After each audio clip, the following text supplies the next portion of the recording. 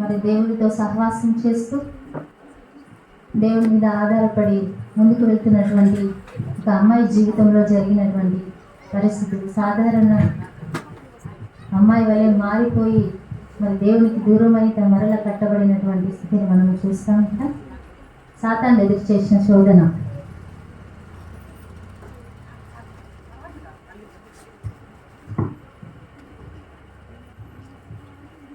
మేము కలిసి 1 month అవుతుంది. నేను ఆమెను పెళ్లి చేసుకుంటా అని చెప్తే ఆమె చెప్తావు, నువ్వు చెప్తావు, ఏదైతే అదే చెప్పి ఉంటాం.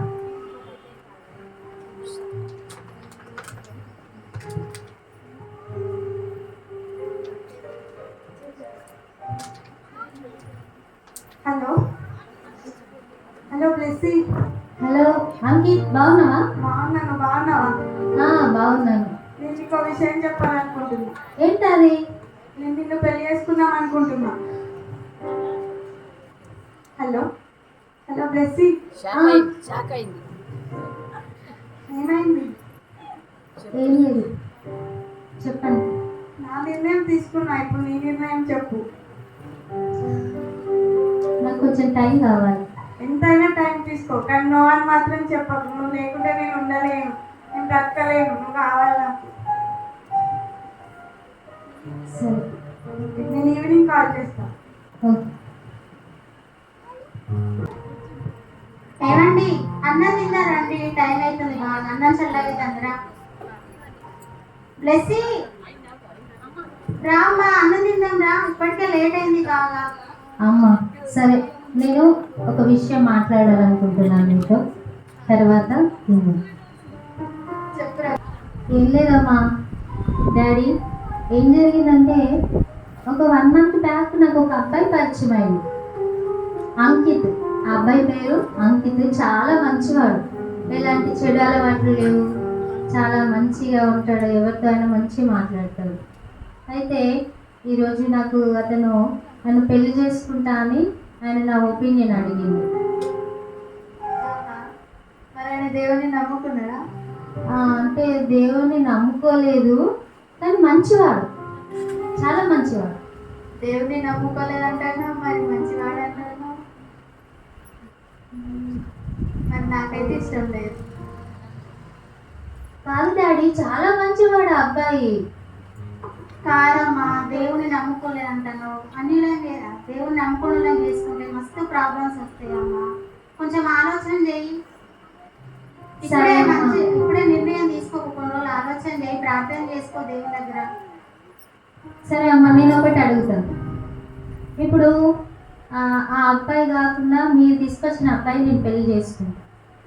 మరి లైఫ్ లాంగ్ నన్ను బాగా చేసుకుంటాడని మీరు ఇద్దరు గ్యారెంటీ ఇస్తారా నాకు?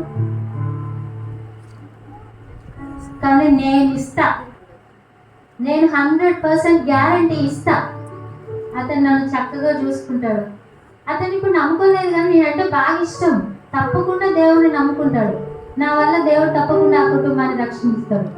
నాకు ఆ నమ్మకం ఉంది. సరే, మరి ఒకసారి మాట్లాడతాను. సరే డాడీ. ఒకసారి ఇంటికి రమ్మానమ్మా, డాడీ మాట్లాడతాడట అబ్బాయితో. సరే అమ్మా. సరే. హలో అంకిత్, చెప్పు ప్లస్, ఏం నిర్ణయం తీసుకున్నాం? నాకు ఇష్టమే, కానీ మరి నేనైతే మీలాగా చేయాలంటే చేయలేను. నాకు దేవుడు అంటే చాలా ఇష్టం. యేసయ్య వదిలిపెట్టి నేను వేరే ఏది నేను ఆశ్రయించలేను. నేను చర్చికి వెళ్తాను, ప్రేయర్ చేసుకుంటాను, అన్నీ నీకు తెలుసు కదా. నీకు నచ్చినట్టు నీకు ఇష్టమైన చేయగానే నన్ను మాత్రం పెళ్లి చేసుకో. సరే, డాడీ వాళ్ళు ఒకసారి మాట్లాడతారంట, రమ్మని చెప్పారు. సరే, రేపు వచ్చి కలుస్తాం డాడీ. Okay, bye. హాయ్ అండి, జాగ్రత్తగా మాట్లాడండి.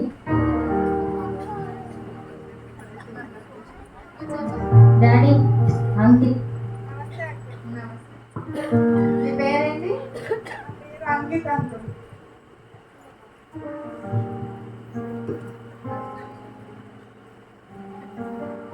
మరి ఏంటి సంగతి? ఇదే అంకుల్, మీ బిడ్డను పెళ్లి చేసుకున్నాం అనుకుంటున్నాం.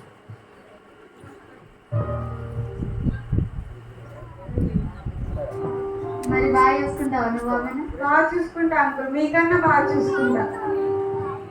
మా బిడ్డ అంటే నాకు బాగా ఇష్టం బాబు. మరి నువ్వు కొత్త ప్లేస్ నుండి వచ్చినావు, దేవుడిని నమ్ముకోలేదంటాను. మరి ఎట్లా చూసుకుంటావో ఏమో మీ బిడ్డను. మస్తు బాధ అనిపిస్తాను, నాకు టెన్షన్ అవుతుంది బాబు. మంచిగా చూసుకుంటా అండి, పెళ్ళైనాక మీరు చూస్తారు కదా, మీకన్నా బాగా చూసుకుంటా. సరే మరి. సరే బాబు. హాయ్ బ్లెస్సీ, హాయ్, బాగున్నావా? బాగున్నాను. నాకు ఒకటి తెలిసింది, నిజమేనా? ఏంటది? నీ మ్యారేజ్ సెట్ అయిందట కదా? ఆ, అవునా? కానీ ఇంకొకటి అడిగాను అమ్మ నిన్ను. చెప్పు. అంటే నువ్వు చూజ్ చేసుకున్న వ్యక్తి దేవునికి దూరంగా ఉన్నటువంటి వ్యక్తిని నువ్వు నీ జీవితంలో భాగస్వామిగా ఎన్నుకున్నావు కదా. మరి నువ్వు ఊరికే భక్తి అంటే దేవుణ్ణి ఎక్కువ ప్రేమిస్తావు కదా, ప్రార్థన జీవితం గడుపుతావు కదా, మరి నువ్వు ఆ వ్యక్తిని ఏ విధంగా ఇష్టపడ్డావు?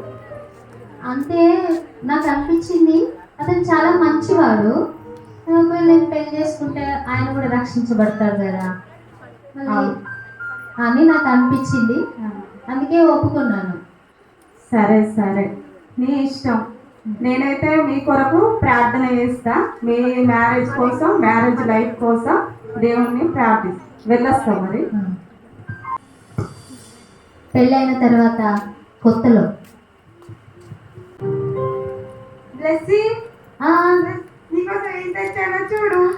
అబ్బా ఏం తీసుకొచ్చావు?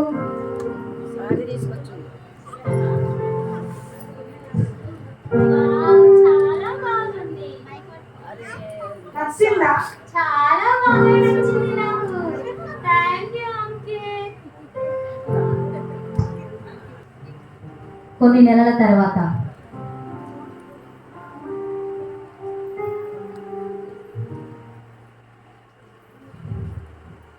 అంకిత్ భోజనం చేద్దాం రా. ఏంటి ఇంతసేపు అవుతుందా? చేస్తూ ఉంటే రావట్లేదు అసలు. అంకిత్ ఇంకెంతసేపు? ఆగు కొద్దిసేపు.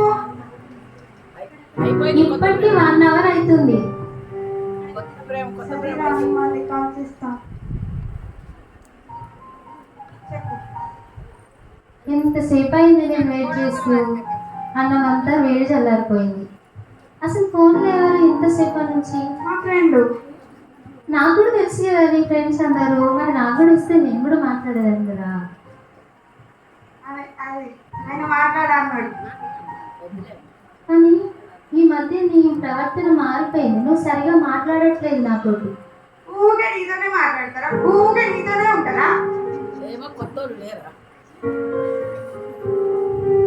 సరే భోజనం చేద్దాం. ఇంతకీ ఆ ఫోన్లో ఉన్నది ఎవరో చెప్పలేదు. అది నీకు అనవసరం, తప్పే కదా అన్నా.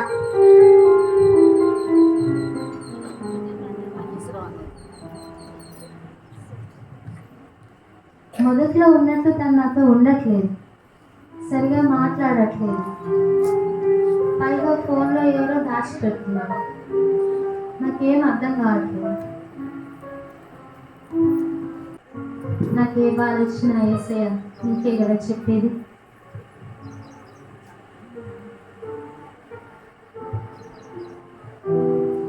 ఏసయ్య ఈ సమయంలో నాకు ఏం అర్థం కావట్లేదయ్యా. నాకు చాలా ఏడుపు వస్తుంది ఏసయ్య. నాకు ఎవరు లేరయ్యా. నేనైతే అందరినీ కాదనుకొని ఆ అబ్బాయిని నమ్మి పెళ్లి చేసుకున్నాను కదా ఏసయ్య. తనతో సరిగా మాట్లాడట్లేదయ్యా. నువ్వే నా ఫ్రెండ్ కదా, నువ్వే నన్ను ఓదార్చాలి. ఇప్పుడు నేను ఎవ్వరికి చెప్పలేని విషయం నువ్వే నన్ను ఓదార్చాలి ఏసయ్య. నా దగ్గరికి రా, నువ్వు వస్తేనే నేను ఇప్పుడు నెమ్మది పొందుతానయ్యా. నా ఫ్రెండ్ నువ్వే కదా తండ్రి, నువ్వే రా నాతో మాట్లాడి ఇప్పుడు. లేకపోతే నేను బ్రతకలేని పరిస్థితి నాకు ఎదురవుతుందయ్యా. ఏసయ్య నాతో మాట్లాడేసయ్యా, నా దగ్గరికి రా ఏసయ్య. ప్లీజ్ ఏసయ్య, ప్లీజ్ ప్రభువా. ఏడు ఒక ఊరుకును, కన్నీళ్ళు విడుస్తమానము. ఏసయ్య నా స్నేహితుడమైన నా దగ్గరికి వచ్చావా తండ్రి. నాకు ఎంతో నెమ్మదిగా ఉంది ఏసయ్య. కన్నీళ్లు తీర్చిన స్నేహితుడా, నీకు స్తోత్రాలయ్యా. ఇక నేను నువ్వు ఇచ్చిన ధైర్యంతో నేను ముందుకు వెళ్తానయ్యా. అంకిత్, చెప్పు. మా బాబాయ్ ఫోన్ చేశాడు, మా చెల్లె పెళ్ళంట. నాకు కూడా ఫోన్ చేశాడు, చెప్పాడు. మరి వెళ్దామా? ఏమో, నాకు లీవ్ ఇయ్యారు, నువ్వు వెళ్ళు. నువ్వు రాకపోతే నేను కూడా పోను. సరే, మా సార్ లీవ్ అడిగి ఇస్తాం. సరే అడుగు. సార్ మాకు లీవ్ కావాలి, 1 day. ఓకే, లీవ్ ఇచ్చిండు సార్, వెళ్దాం. ఓకే.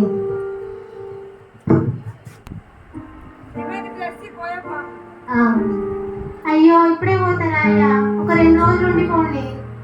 ఎప్పుడు రానే రారు కదా, ఏదో పెళ్ళి ఉందని వచ్చి ఒక 2 రోజులు ఉండిపోండి అయ్యా. లేదంటే నాకు ఒకటే రోజు లీవ్ ఇచ్చిండు, నేను పోతా. కాలంటే డ్రెస్సింగ్ నుంచి వెళ్తా. అయ్యో మీరు కూడా ఉండండి అయ్యా ఒక 2 రోజులు. లేదంటే నాకు లీవ్ ఇయ్యరు. సరే సరే, మరి ఆమె నేను ఉంచిపోతానవా? సంతోషం. 2 రోజులు అయిపోయింది. నేను మా ఆయనకు ఫోన్ చేయకుండా వెళ్ళి నేను సర్ప్రైజ్ చేస్తా. నువ్వంటే నాకు ఫుల్ ఇష్టం తెలుసా. అదే ఆమెను ఎట్లా విడిచిపెట్టాలి అని ఆలోచిస్తున్నా.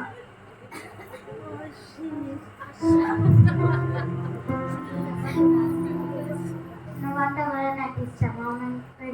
విడిచిపెట్టిన అదే ట్రై చేస్తున్నా, మరి విడాకు లేడానికి ట్రై చేస్తా. తర్వాత నేను పెళ్లి చేసుకుంటా. సరే, ఆ పని వెళ్తున్నాను. సరే, మీకు గుర్తుందా నా బర్త్డేలో మీరు? గుర్తుంది. సరే సరే, బాయ్.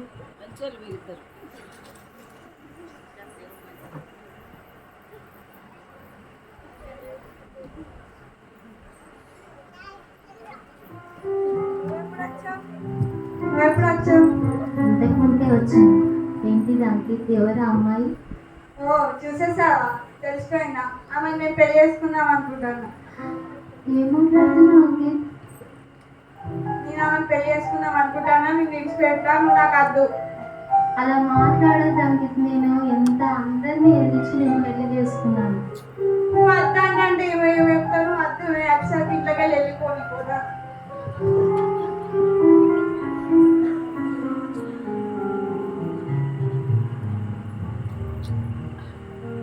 నేను అసలు మా అమ్మ వాళ్ళతో సవాల్ చేశాను.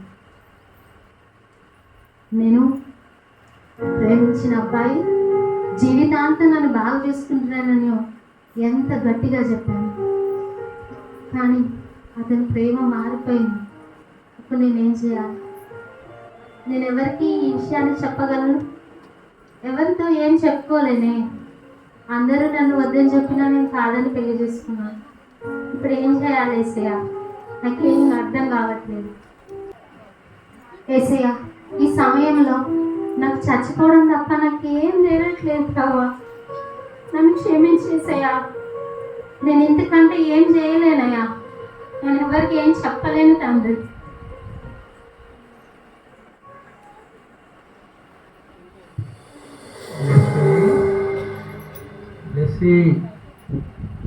నేను నిన్ను విమోచించి ఉన్నాను, భయపడకు.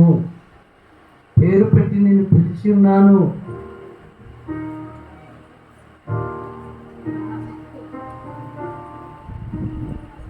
నీవు నా సొత్తు. యేసయ్యా, అవును తండ్రి, ఎవరున్నా లేకపోయినా నీ ప్రేమ ఎప్పుడు మారలేదయ్యా. నాకు అర్థమవుతుంది తండ్రి, నేను నీ చిత్తాన్ని కాదని నేను వేరే మార్గంలో అడిగేశాను. నేను తప్పిపోయానయ్యా. అందుకే నాకు ఈ సమస్యలు. అయినా కూడా నువ్వు నన్ను విడిచిపెట్టలేదు తండ్రి. నా దగ్గరకు వచ్చి నాతో మాట్లాడు. నీకు వందనాలు, నీకు వందనా. ఇంకా వెళ్ళలేదా నువ్వు?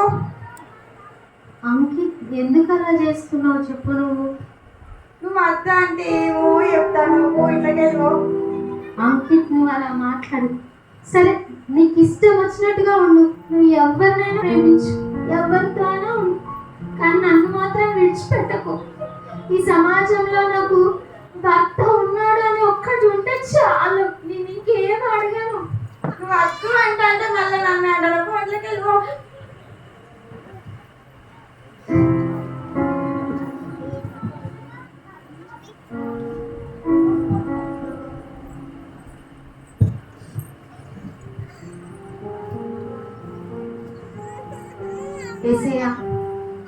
నేను ఇప్పుడు ఏం చేయాలి?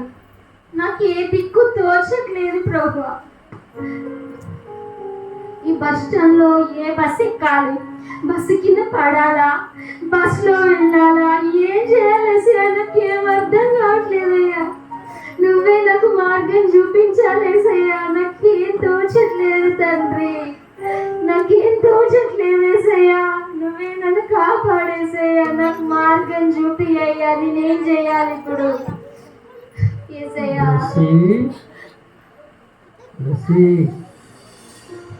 నా మీదనే ఆశ పెట్టుకో. నా యొద్ద కృప దొరుకుతుంది,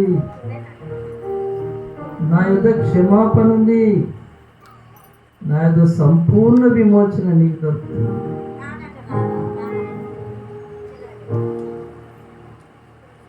యేసయ్యా, నీ ప్రాణం ఇచ్చి నన్ను విమోచించినావు కదా ప్రభు. నిజమే తండ్రి, నీ యొద్దనే కృప దొరుకుతుంది. నేను చేసిన తప్పుకు నీ యొద్దనే క్షమాపణ దొరుకుతుంది యేసయ్యా. థ్యాంక్ యూ తండ్రి. నా దగ్గరకు వచ్చినావు, నన్ను బలపరిచినావు, నాకు ఒక మార్గం తప్పక చూపిస్తావు. నేను విశ్వసిస్తున్నాను యేసయ్యా. హలో, ఇప్పుడు ఫోన్ చేస్తానండి. ఏమో ఏం పని మీద మరి ఒకసారి లిఫ్ట్ చేసి మాట్లాడరాదు. హలో హలో అంకుల్, హలో చెప్పు బాబు. మీ బిడ్డ ఇంట్లో నుంచి వెళ్ళొచ్చింది, నాకు తెలియదు ఆమె ఇష్టం. హలో, అయ్యో ఇట్లా చెప్తాను. అల్లుడు ఏమైంది అసలు? ఏమైనా గొడవ అయిందా మీ ఇద్దరికి? ఏం అర్థం కాకుంటున్నారు అసలు. చెప్పిండు, ఫోన్ పెట్టేసిండు, ఎటు పోయిందో ఏమో మన బిడ్డ మరి. అయ్యో బిడ్డ వచ్చినవా? ఇప్పుడే అల్లుడు ఫోన్ చేసి ఆ ఇంట్లోకి వెళ్ళిపోయింది నీ బిడ్డ, నాకు సంబంధం లేదంట. ఏమైంది బిడ్డ అసలు? నీ జీవితం ఏంది? అర్థంటే అప్పుడు చెప్తాంటే కూడా చెప్పకూడదు, వినకుండా వివాహం చేసుకున్నావు. ఇప్పుడు ఇన్ని కష్టాలు పడతాను నువ్వు బిడ్డ. నీ బాధ ఎవరు చూస్తారు దగ్గర? చెప్పు. స్నానం చేసుకోక ఫస్ట్ ఇంట్లోకి రా. ఇంట్లోకి రా.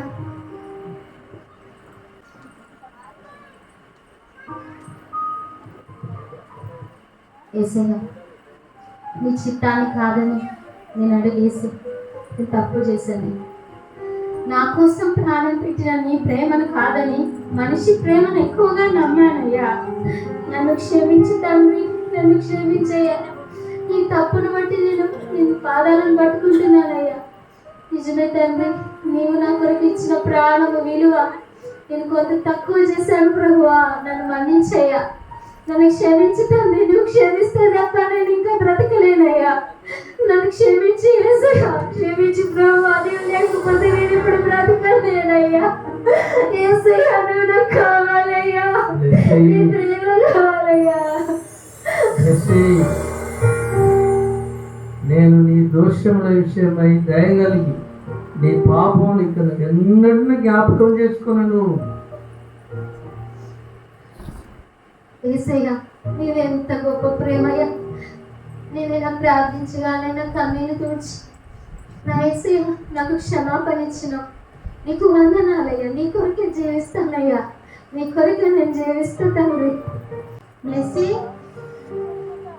రామ్మా, అన్నం తింటూ రా. ఊరికి ఇట్లా బాధపడుకుంటూనే కూర్చుంటావా? మనకు దేవుడు ఉన్నాడు, దేవుడు సాయం చేస్తాడమ్మా. నీ భారం అంతా దేవుడి మీదే. ఊరికే బాధపడుకుంటే కూర్చోకు, దేవుడు సాయం చేస్తాడు. ప్రార్థన చేసుకో దేవుడికి.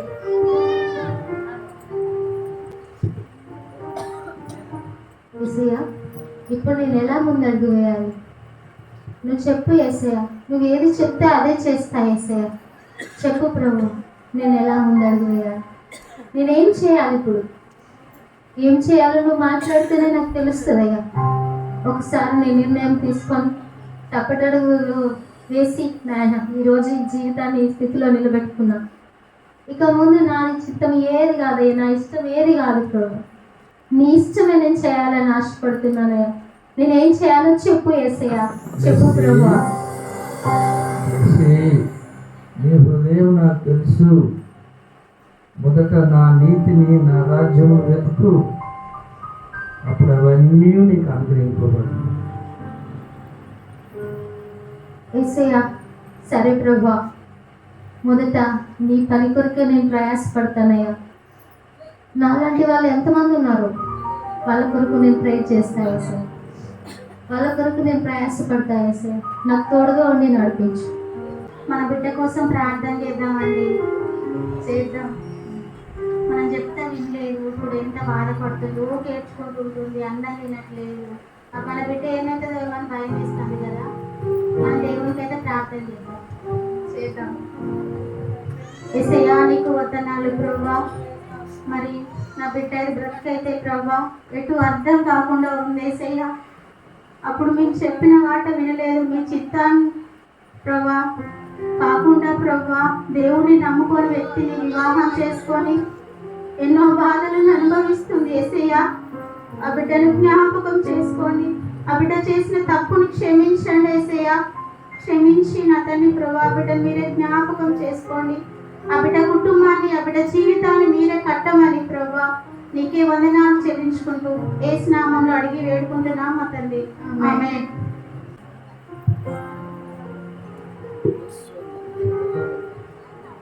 యేసయ్యా, ఇలాంటి పరిస్థితిలో నేనైతే ఎవరి మనుషులను చూడలేకపోతున్నానయ్యా. నాకు నువ్వే దిక్కు. నేను ఏ పరిస్థితిలో ఉన్నానో నీకు తెలుసు ప్రభా. నీ పని చేయాలని ఆశ ఉంది, కానీ తండ్రి ప్రభువా నాకు ఈ జీవితం అర్థమనిపిస్తుందయ్యా. నేను బ్రతకలేని ప్రభువా, నన్ను తీసుకుపోయేసయ్యా. నేను ఈ లోకంలో ఈ పరిస్థితిలో నేను బ్రతకలేనయ్యా. సమాజం నన్ను ఎట్లా చూస్తాయేసయ్యా, నేను ఉండలేనయ్యా. నాకు ఈ బ్రతుకు వద్దు తండ్రి, నువ్వు తీసుకుపోనన్ను. నేను ఉండలేనయ్యా. నా తల్లిదండ్రులకు నేను అవమానకరంగా ఉన్నాను, నీకు అవమానకరంగానే ఉన్నాను.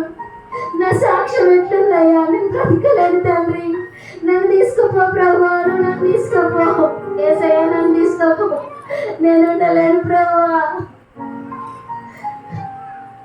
మెస్సీ, యేసయ్యా, మెస్సీ, నేను ఉండలేను యేసయ్యా. నేను ఉండలేను ప్రభువా, నన్ను తీసుకోపో. మెస్సీ, నేనే నిన్ను ఓదార్చువాలి.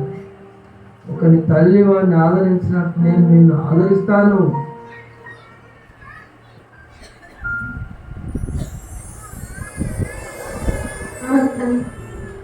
తల్లిని మించిన ప్రేమ, తండ్రిని మించిన ప్రేమ, అందరినీ మించిన ప్రేమ నీదే తండ్రి. నన్ను ఓదార్చిన దేవానికి వందనం. చూసి రాండి, ఆ అల్లుడు విడాకుల నోటీస్ పంపించిండు. మన బిడ్డ జీవితం ఏమైతుందో ఏమో అర్థం కాకుంటున్నది. ఆమె చూస్తేనేమో అట్లుంది, ఆయనేమో అట్లే చేస్తాడు. అప్పుడేమో చేసుకుంటా ఇష్టం, మీకంటే మంచిగా చూసుకుంటా అని పెళ్లి చేసుకున్నాడు. ఇప్పుడేమో విడాకుల నోటీస్ పంపించిండు. ఇప్పుడు 4 రోజులు అయితే మళ్ళీ కోర్టుకు పోవాలి, మనం పోవాలి. మరి ఇక మనమైతే ప్రార్థన చేసి దేవునికి అప్పచెప్పినాం. ఇక ఏమవుతుందో ఏమో అమ్మ జీవితం. ఏమో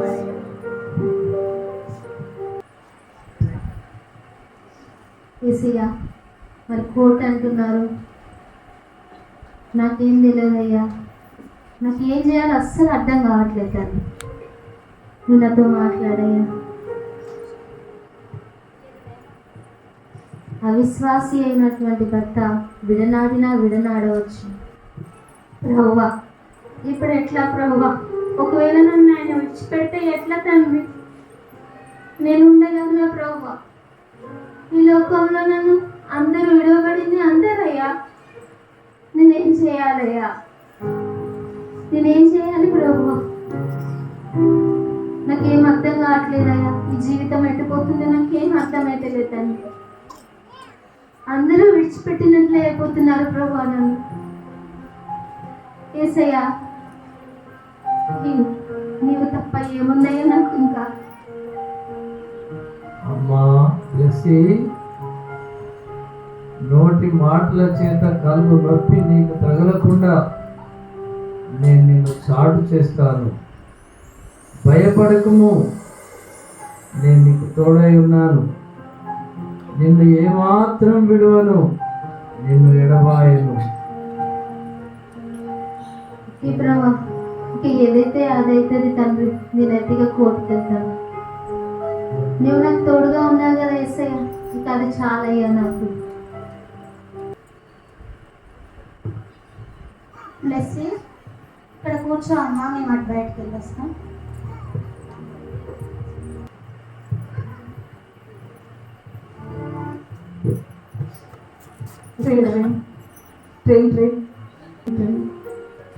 ఇప్పుడు ఈ రోజు అంతా అయిపోతే నా పరిస్థితి ఏంటి?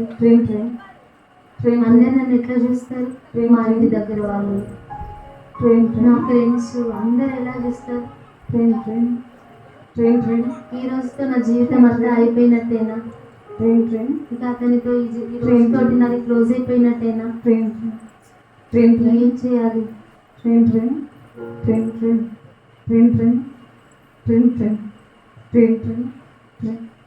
Hello hello, prize రాడక్క.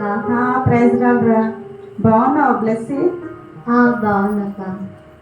అయితే ఈస్టర్ ఉంది కదరా, ఇప్పుడు అయితే ఈస్టర్ ఉంది కాబట్టి మా గ్రామంలో నువ్వే అంటే వాక్యం చెప్పాలని పాస్టర్ నీకు చెప్పమన్నారు. నేనా అక్క? అవునరా, నువ్వేరా. సరే అక్క. సరే, తప్పకుండా దేవుడైతే నిన్ను నిలబెడతాడు రా. రా మరి. సరే అక్క. సరేరా.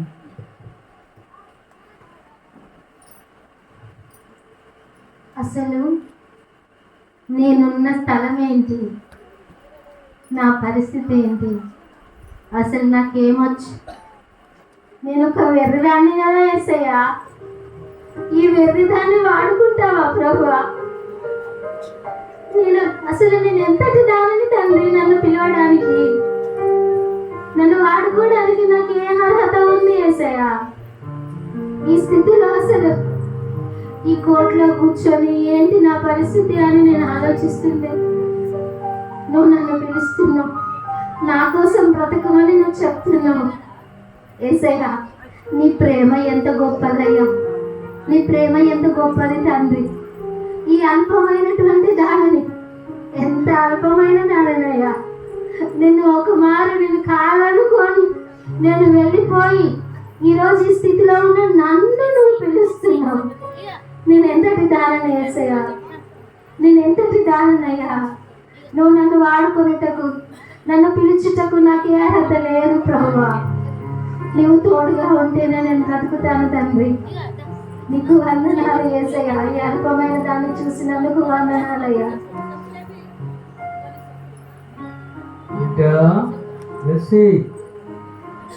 నీవు ఎంత మాత్రం అల్పమైన దాను, నిత్యముగా నేను నిన్ను ఆశీర్వదించును, నిత్యముగా నిన్ను విస్తరింపజేస్తును. సరే ప్రభా, నీ కొరకు నేను జీవిస్తానయ్యా. ఈ పరిస్థితులన్నీ ఏమైనా సరే నీ కొరకే నేను నిలబడతానయ్యా.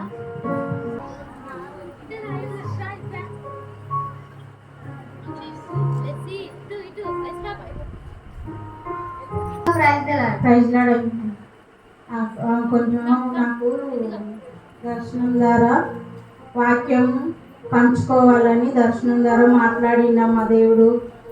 మాకు ప్రార్థన జరుగుతుంది స్త్రీల సహవాసం, అక్కడ నువ్వు తప్పకుండా వాక్యం పంచుకోవాలని దర్శనం ద్వారా మాట్లాడిండు దేవుడు. నువ్వు తప్పనిసరి రావాలి. సరే మరి మిస్ కాకమ్మా. సరే వస్తా. యేసయ్యా, అస్సలు నాకేం అర్థం కావట్లేదయ్యా. నీలో నాకు ఆనందమే వస్తుంది. ఇప్పుడు నేను ఒక విడవబడిన దానిగా ఈ లోకంలో తల దించుకొని ఉండాల్సినటువంటి దాన్ని, అట్లాంటిది నీ నామాన్ని ప్రకటించడానికి నన్ను ఎక్కడెక్కడికో పిలుస్తున్నావు. నీ సేవ చేయడానికి నన్ను పిలుస్తున్నావయ్యా. నేను అసలు నీకేమి ఇవ్వగలను తండ్రి? నీ ప్రేమ ఎంత అద్భుతమైనది తండ్రి, నీ ప్రేమ ఎంత గొప్పదయ్యా. ఈ యొక్క పిచ్చి దాన్ని, వెర్రి దాన్ని పిలిచినావు, నీ సేవలో నిలబెడుతున్నావు తండ్రి. నీకు స్తోత్రాలు యేసయ్యా. నీకేమి ఇచ్చినా రుణం తీర్చుకోలేనయ్యా. నాకు తోడుగా ఉండి నా నోటిలో నీ మాటలుంచి నన్ను వాడుకో తండ్రి. అనేకులకు నీ వాక్యాన్ని పంచుతూ నీ కొరకు జీవించే బిడ్డగా, అనేకులకు నిన్ను కనపరిచే బిడ్డగా నన్ను ఉంచయ్యా. నీకు స్తోత్రాలు తండ్రి. బ్లెస్సీ, అసలు నీ వివాహ జీవితం తర్వాత నీ జీవితం అయిపోయింది అనుకున్నా, కానీ దేవుడు నిన్ను అద్భుతంగా నిలబెట్టాడు.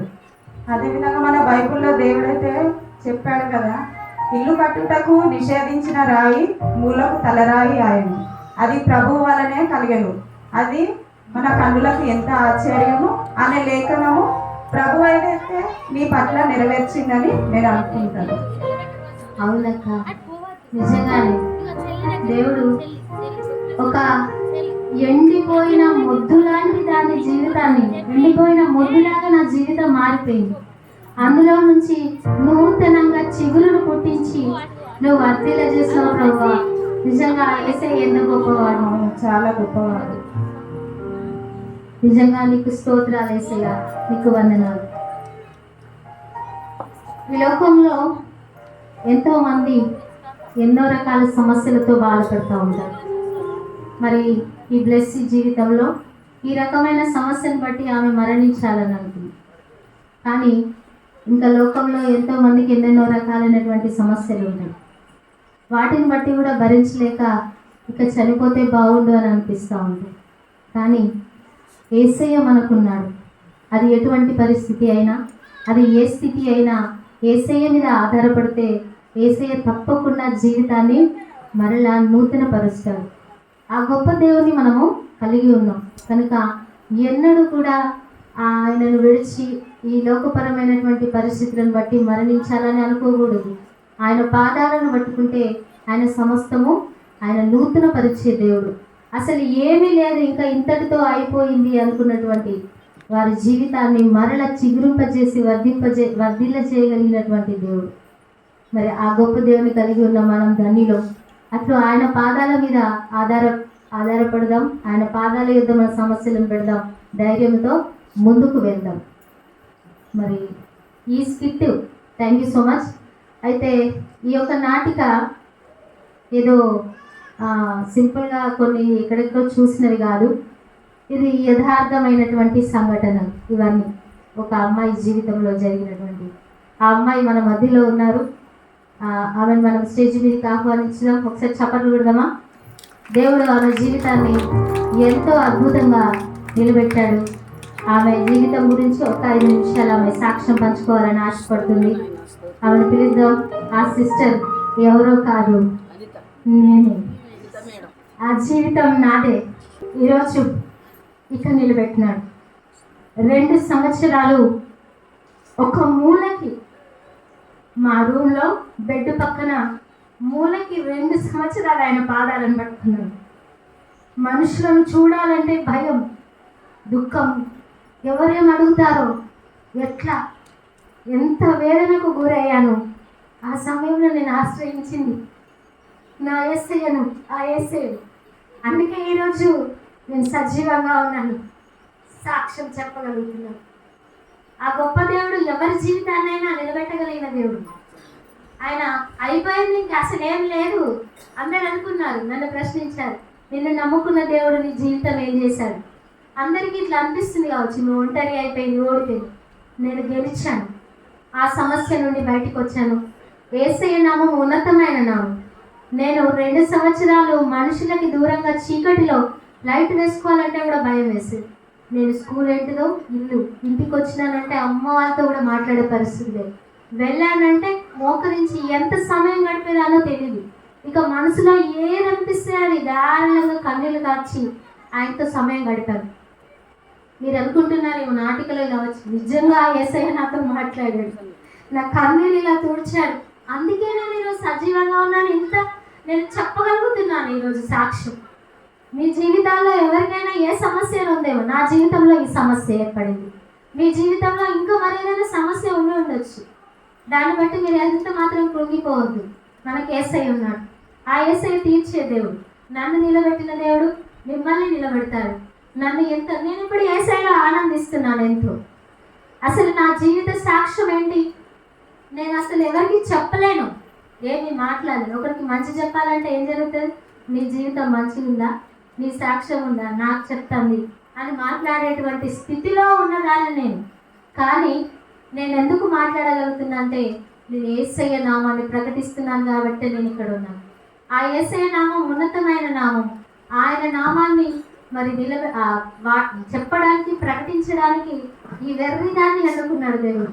ఈ పిచ్చిదాన్ని, నిజంగా నేను చాలా వెర్రిదాన్ని. నాకు అసలు ఏది రాదు, ఏది లేదు నాకు. అయినా కూడా దేవుడు వెర్రి వారిని ఎన్నుకుంటాడని ఆ యొక్క లేఖనం నా జీవితంలో నెరవేర్చబడి సజీవ సాక్ష్యంగా నేను మీ ముందున్నాను. ఇలా ఉన్న నన్ను దేవుడు ఈరోజు ఈ స్థితిలో నిలబెట్టినాడు. అందుకు నేను దేవుడికి ఏమి ఇచ్చిన రుణం తీర్చుకోలేను. ఆ గొప్ప దేవుడిని నేను కలిగి ఉన్నాను, మనమందరం కలిగి ఉన్నాం. అది ఏ సమస్య అయినా కానివ్వండి, డోంట్ కేర్ అనాలి మనం. ఒక్కటే, ఏది చేసినా దేవుడు సరి అయినదిగా చేస్తాడు. కాకపోతే మన తప్పులను బట్టి మనం ముందడుగు వేసి సమస్యలను ఎదుర్కొంటున్నా ఇక అయిపోయింది, దేవుడు ఇక లేదు అని అనుకోవద్దు. ఖచ్చితంగా మళ్ళీ ఆయన పాదాల చెంతకు వస్తే ఆయన నూతన పరుస్తాడు. నేను కూడా చాలాసార్లు అనుకున్నాను, నేను ఆ మొదటి ప్రణాళికలో ఎట్లున్నాను, ఎంత గొప్పగా డిజైన్ చేశాడు యేసయ్య, నేను అది పొందుకోలేకపోయినాను. అప్పుడప్పుడు నాకు బాధ వేస్తుంది. కానీ నేను మరలా యేసయ్య పాదాల దగ్గరకు వచ్చాను, మరలా ఆయన నూతన పరిచిండు నా జీవితాన్ని మరొక నూతనమైన విధానంలో ఆయన తీసుకువెళ్తున్నాడు, నన్ను సంతోషంగా ఉంచున్నాడు. ఈ దినాన నేను సంతోషంగా ఉన్నాను, ఆయన నామాన్ని ప్రకటిస్తూ ఆనందిస్తున్నాను. దేవుడికి వందనాలు, మీ అందరికీ వందనాలు. తప్పకుండా మీరు ఏ సమస్య ఉన్నా నా వల్లే యేసయ్యను ఆశ్రయించండి. తప్పకుండా మీ జీవితంలో నూతన కార్యాలు జరిగిస్తాడు దేవుడు. వందనాలు. మా సమయం ఇచ్చినటువంటి మీ అందరికీ ఈ సమయంలో చూసినందుకు తప్పకుండా దేవుడు మాట్లాడాలనే తప్పితే వేరే ఏది కాదు. ఇక్కడ దయచేసి వేరే ఏది అనుకోదు, నన్ను గొప్ప చేసుకోవడానికి అలా ఏం లేదు. దేవుడు గొప్పవాడు, దేవుడు గొప్పవాడు, ఎవరి జీవితాన్నైనా నిలబెడతాడు అనేది తెలియజేయడం కొరకే ఈ నాటకను ప్రదర్శించడం జరిగింది. ఊరికే కాదండి, అంటే మీకు ఒక విషయం నేను ప్రత్యేకంగా చెప్పాలనుకుంటున్నాను. ఏంటంటే ఇక్కడ జరిగే ప్రతి ఒక్కటి కూడా ఎవ్వరి ఆలోచనతోటి ఉండదు. ఎందుకంటే ఏ మీటింగ్ జరగాలన్న దానికంటే ముందు కొన్ని దినాలు ప్రార్థన జరుగుతుంది ఇక్కడ. ఆ ప్రార్థనలో దేవుడు బయలుపరిస్తేనే తప్ప ఏది ఇక్కడ కార్యక్రమం చేయము. ఇది కూడా ప్రార్థిస్తున్నప్పుడు నీ సాక్ష్యం చెప్పు అన్నాడు దేవుడు. అందుకు ఇది నాటక రూపంలో చూపించడం జరిగింది. దేవుడికి మహిమ కలుగుగాక.